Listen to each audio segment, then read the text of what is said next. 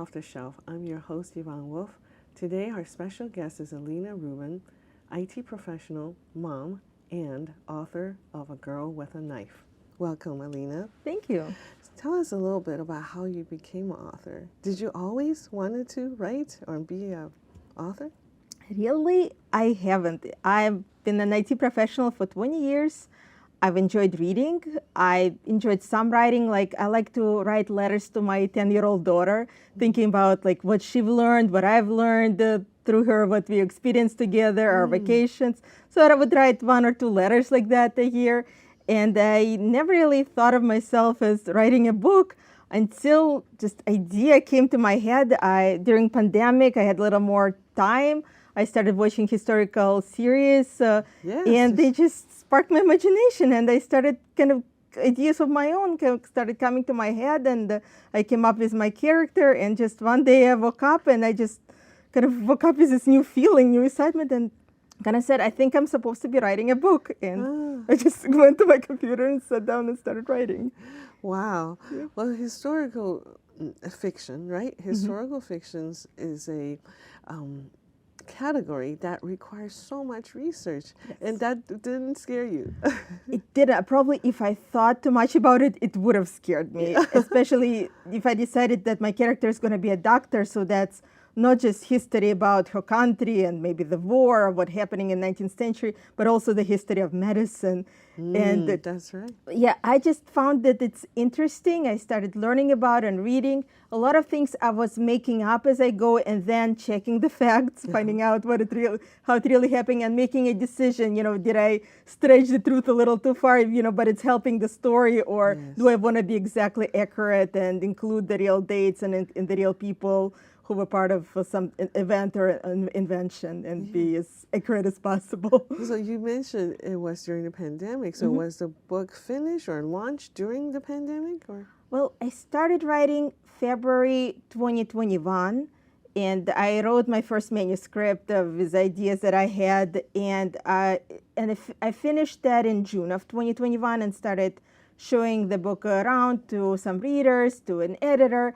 And the feedback I got is that I didn't do enough research, that the story is kind of interesting, but there were no women doctors at the time, and I don't really do a good job of explaining yet how my female character became a doctor. And for a while I was like kind of lost, so I guess it's not going to be a good book. And I felt like 3 months of kind of writing very intensely, that's kind of a shame. But then I got an idea, no, it's a really good feedback, because what if I come up with a story how my character became a doctor? And that's how the idea for my book was born, that she disguises herself as a man and goes to medical school. Yeah. And that's the book that I wrote. And that's more believable and likely in that time, right? There really was a person who done it, James Berry. He was believed to be a male famous doctor for his whole life, did the first successful cesarean section in English world. There may be some others, like in Africa, supposedly there were already successful surgeries, but in English-speaking world, he was the first one. And when he died, only then it was revealed that it was a woman doctor. Oh my gosh, how dramatic. Yeah, so by learning kind of that story, I realized, okay, that could have happened. And if it happened to one person, maybe it happened to more people that we just had no idea about. Right, so that wasn't famous or exposed as you, so dramatically situated. So have you played a character before? Because you said from February to June, that's incredibly fast to turn out a manuscript. For that one, and then The Girl with a Knife started in June and finished in about December. Yeah, so first draft, it takes me about 3 months, and then 3 more months to polish it and get into all the research. Very fast. Yeah. So do you have some practice in developing characters, or? No, not really practice. I remember one time I was playing a character that I really enjoyed, Hamlet. I received an assignment from my teacher in high school, and I really liked Shakespeare, but I really felt that my English is not good enough at the time to really do a good job. But I memorized the whole to be or not to be for her assignment. And next day I kind of raised my hand and said, Mrs. Frizzell, I want to do this monologue. And I read it to the class. And I think people really realized that this was a big effort on my part to learn such a long soliloquy with very challenging language yes. yet for me, for somebody who's just learning English. So they were really clapping for me, and the teacher was very proud of me for doing this assignment. Oh, yes, and to put the dramatic elements into a foreign language, that's a very difficult feat indeed. So, and have you told your teacher about your book? I have, yeah. I contacted her, and I put in the dedication as one of the teachers that I'm thanking her. I think even though I did not decide early on that I'll be a writer, it kind of came full circle. Like I started loving books and writing probably back in high school. Yes, yes, when you have teachers who really bring the book alive for us, right? Yes, I definitely remember that. Now, so what made you decide to pick this period? Because you said you were watching a lot of historical shows during the pandemic. This time period, did you find it particularly attractive, appealing to you? I think so, because I wanted to write at the time when there were sailing ships before the steaming, and that's early 19th century. And I envisioned my character to be a ship surgeon. Now, that's not what happens in The Girl with a Knife, because that's kind of a story before, but that's the time period I wanted to stay in. I didn't know too much about the medicine of the time. I thought that by that time antibiotics and at least chloroform anesthesia would be invented, but it's not. So I had to find out what was it like to do amputations or some other surgeries without any anesthesia, without any antiseptics, and how did people survive that? But yes, gives me the heebie-jeebies just to think about. Yes. But in Glenview, in the Grove, I remember going to see their programs that show us the historical context. And yes, during Civil War, even that time, right, in the 19th century, middle 19th century, there was no anesthesia, and amputations were done with the help of whiskey. So that was as far as we could, as close as we can get to some kind of anesthesia. That must have been a lot for you to research. Right, absolutely. Research was a big part of it. It was very interesting. Anytime I would kind of look into stories, how different things were invented. Sometimes I would cover just incredible stories. For example, forceps for taking the baby out when it's a obstetric forceps for a difficult birth. That was invented by this Chamberlain family in England, and they kept their invention a secret for 150 years. Really? Passing it from father to son. And how they kept it a secret, whenever there would be a difficult birth, they would ask all the visitors or the midwives to step out, blindfold the mother, and to take the baby out, and kept this a secret, would not tell anybody how they were saving their babies, and basically letting everybody who is not their patient, perish or whatever could happen, while saving their own patients. Their patients. Oh my gosh, what a fascinating story. Did you come across other inventions or equipment, devices? Because we are now in an era of so many medical devices that's inside our bodies, but I feel like it started with those equipment, right? Exactly. Yeah. It's very fascinating. I kind of was amazed that I didn't know some of these stories before. Stethoscope was invented by a doctor who was also a musician, because before the stethoscope, doctors would actually lay their ear right on the patient's chest to listen. Yes. And he kind of said, well, I can play the flute and I understand how it works. So he kind of came up with those first original stethoscope. They were kind of like a little tube, but realizing that if he listens to a tube, he can hear the lungs and the heart much better than just putting his ear to the patient's chest. I see. See, one discipline can inspire another. Just come up with a new perspective, right? Wow, that is really interesting. So whenever I could, I would try to put that in the book. But it made sense. Yes, and who supported you in this endeavor? I mean, because not everybody just wake up and say, I'm going to write a book. Well, my husband has been very supportive, and he is a professional chemist. So he helped me write chemical experiments that my character does as she goes to school.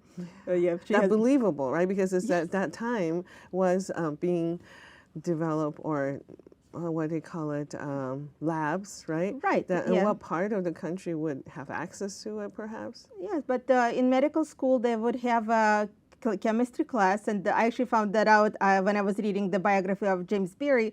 The biography actually listed all the classes that he took in school, so I made my character take a lot of the same classes. That's right. So chemistry was part of it, and we looked up what would be the inventions at the time, and oxygen was discovered right around the time, and we read what experiments have been done, how it was discovered, in air. And so my husband helped me explain how you can detect oxygen with a candle, that the oxygen will support burning candle, or two mice, maybe one is in a jar with just air and one in oxygen, and how the one that gets oxygen will live a lot longer in a stopper jar. So my husband helping me like that, I was able to put such experiments in the book.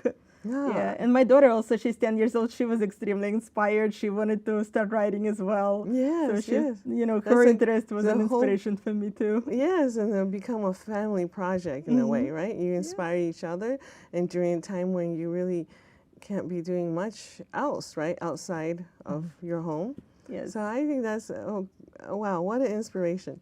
Well, my husband's also a chemistry teacher, and so he enjoyed these historical developments and the changes that one scientist inspire another with their labs. Yep.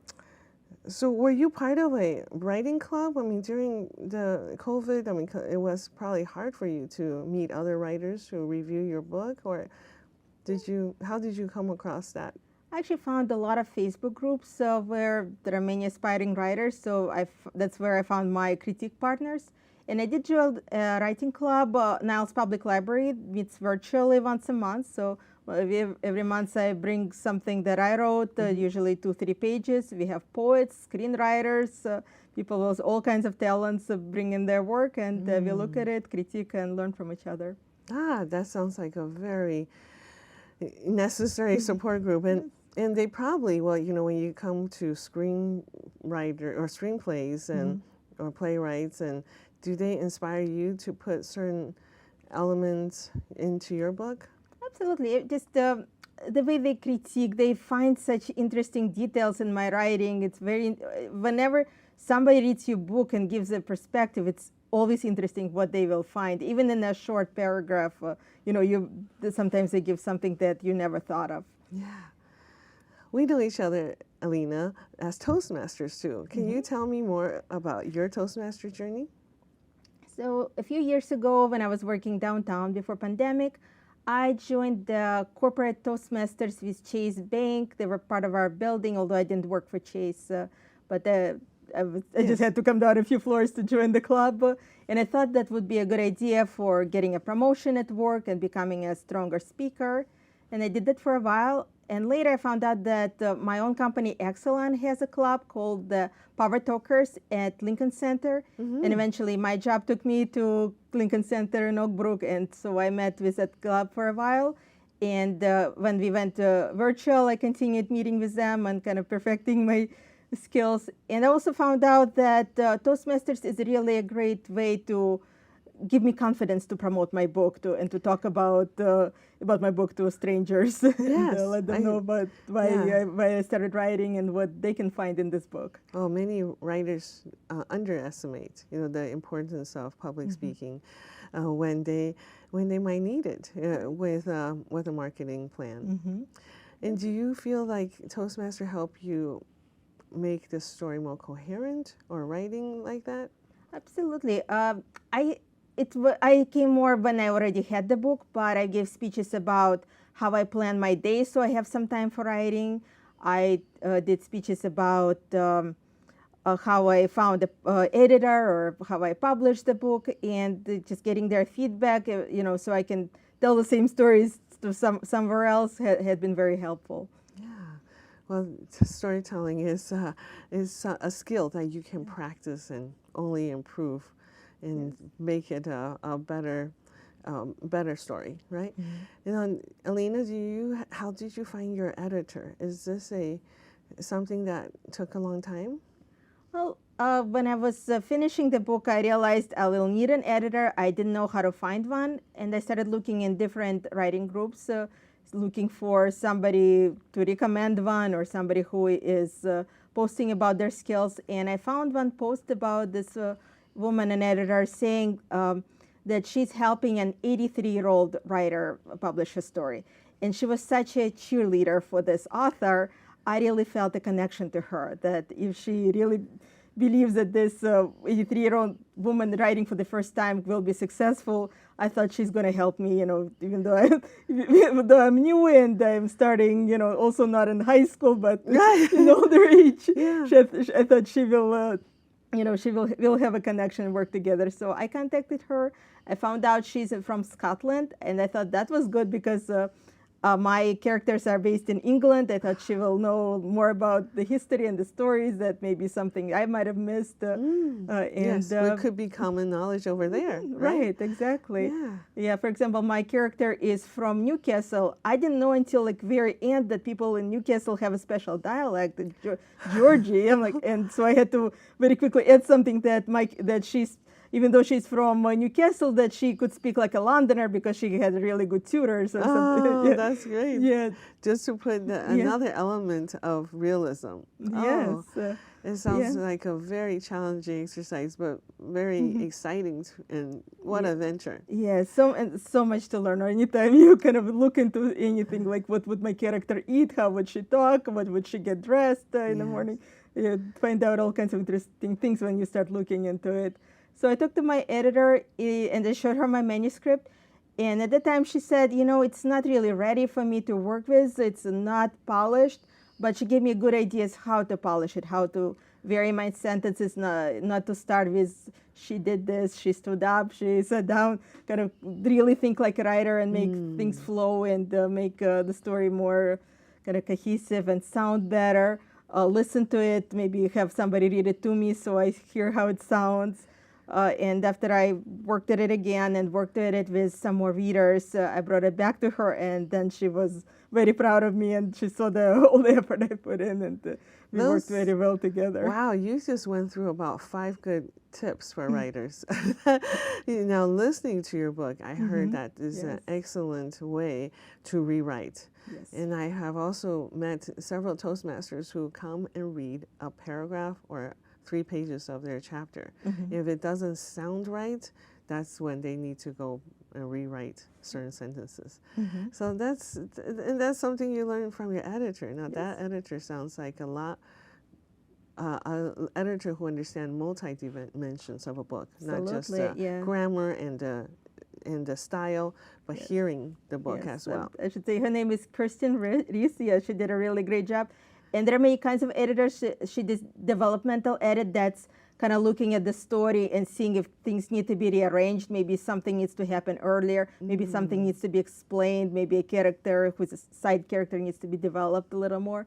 And then it's the flow, the spelling, the grammar, all that's in line and copy editor that she does also. Wow, that sounds like a treasure that you found in the world of editors. Well, how about social media, Alina? I mean, I really met you through the Niles Public Library social media. How are you good at it? Do you enjoy it? I try to be. I try to use it to my advantage. I think it also helped me tremendously in finding fellow writers, like editor, like I mentioned, my readers. But yes, also now using it to find readers, I use Facebook groups, Instagram, and Goodreads. It's new also social media for readers, and I try to build connections with readers. Try to, whenever I can, I try to tell them why it's a good book. Many of them like the cover. They may be attracted to the name, but explain why. In short, maybe 1-2 sentences, why they should be reading this book. What will make that it may get them excited, escape, learning. What they can get out of it. Yes, and. Well, that leads us to the cover, Alina. Tell me a little bit about this cover. It's very professional looking. I love that time period. It just brings us to. Right. So I had it was a Ukrainian company that made this cover. Happened to be just before Russian invasion, which was like, who would have thought? But luckily they're okay and still working in business. So I had an idea from a reader where a woman was holding a bird. That was a cover of her book. And that reader said, well, wouldn't it be neat if she's, your character is holding a knife, or a scalpel. So I sent that idea to this company, and they sent back this cover was kind of all gray, this modern-looking nurse with some blood on her dress, like holding the scalpel, and it was going to look frightening. I mean, it would probably be very good for like a horror story. Yes, it'll put you in the wrong category. Yes, exactly, but that's not what my story was. So when Doug explained that I need a 19th century dress, and I started sending her some examples, like long sleeves, long skirt, and I thought the apron with blood may be a good idea because that'd be accurate if she came from surgery or something like that.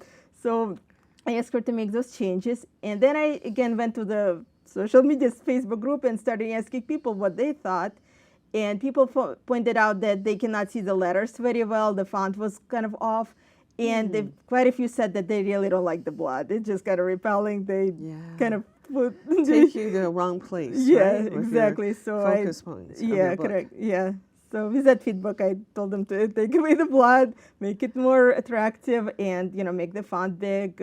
And that's how we finished the cover. Wow. Now it says Hearts and Sails. Is that a series? Your book one? Are you planning more books? Correct. Yes. So this is going to be the first of the series.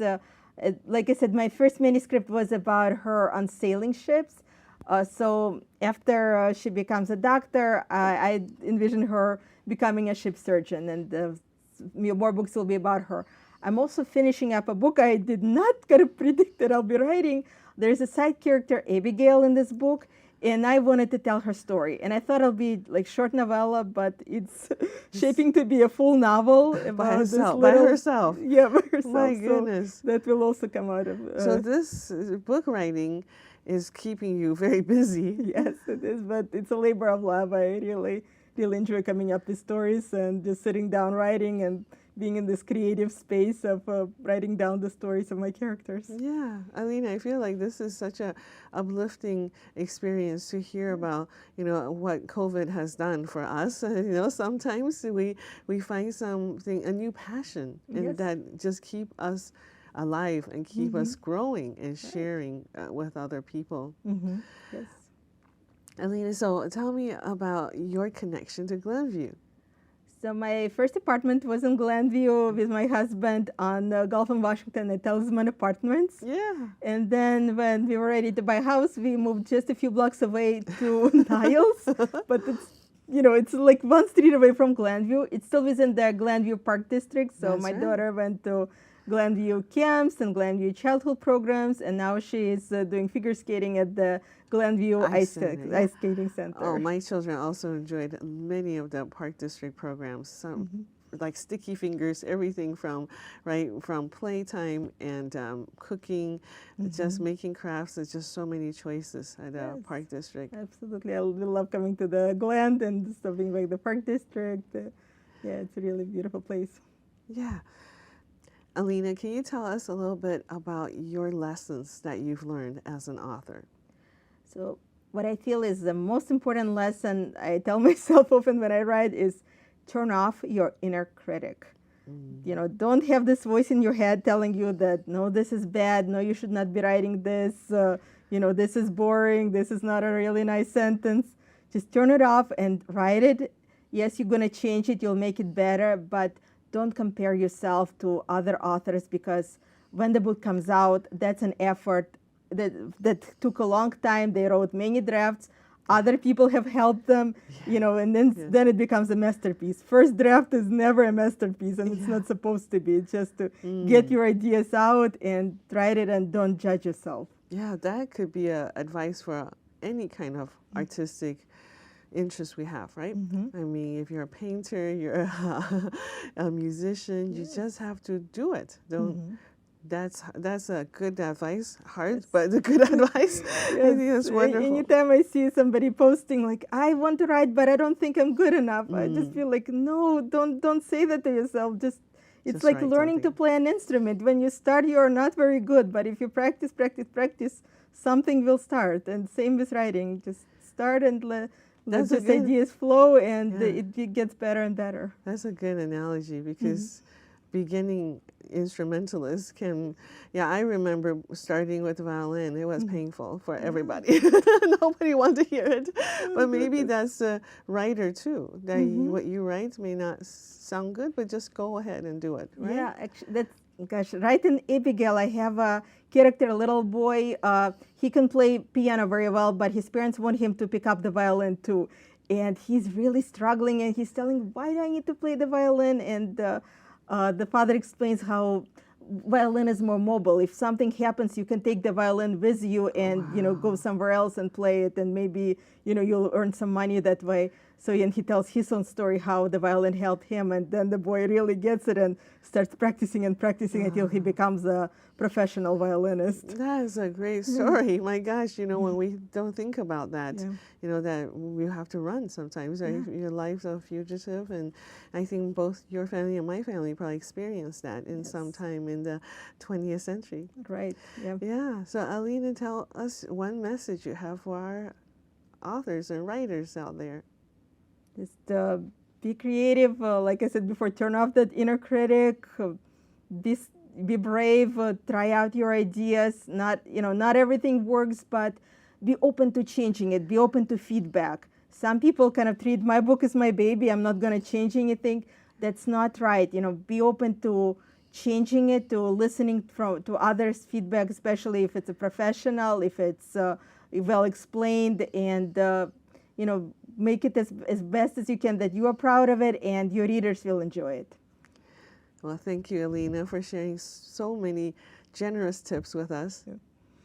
Thank you. So nice meeting you. And thank you for watching. Join us next time on Off the Shelf.